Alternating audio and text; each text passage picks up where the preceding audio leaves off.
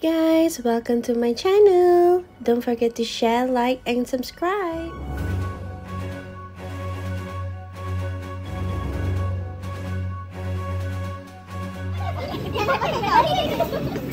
Pakai lah, ni masuk lah. Bila mesti macam curious ni masih siapa? Tahu kakak, go alone je kakak? Ya, betul. Apa kakak, saya tak dapat, you have to do this also. Pak In, anak lelaki ke perempuan Pak In? Lelaki ke perempuan? Saya sebab. Kau tu ke perempuan ya? Nak kira jawapan ke nak pegang? Aku nak pegang. Sakit mata pula tengok. Kan kena diri kot kat sini. Kacik tu. Okay. Ni dalam paling. Nak estimate lah. Ya. Aku naik 20 kilo dah. 21 sampai 20. Dia janji dia kot. Boy, biasa boy. Syah, bila yang gila ni kita pergi wedding dekat masjid ni? Lama dah. Nak buat kau pula lah. Sebab masa lah. Tak tahu. Boy. Kita boy. Perempuan ni kita tahu kan.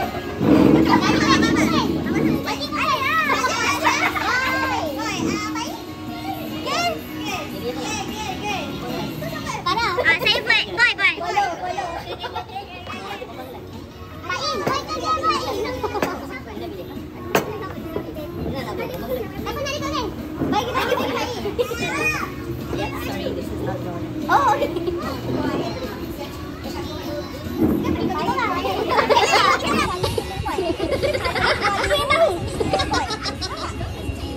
Okay. Kita nak tengok kita potong full ke? Potong sikit ke potong half. Potong sikit. Mana tanya kita tunjuk ada. Kau ambil sudut lepas tu. Dah potong kita ambil sudut.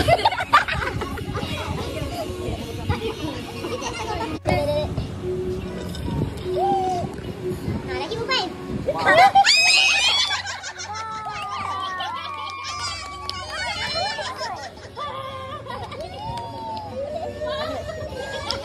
Tonton ada pinggul. Tak. Kalau scan dia laki, kau pun laki. Okey. Yang satu cakap, doktor tu cakap, baby aku memang tak tunjuk muka. Dia paling tunjuk yang bawah dia. Bawah memang dia macam lihat lah dunia. Ya. Muka dia buta Ya, boy selalu dia macam tak laki.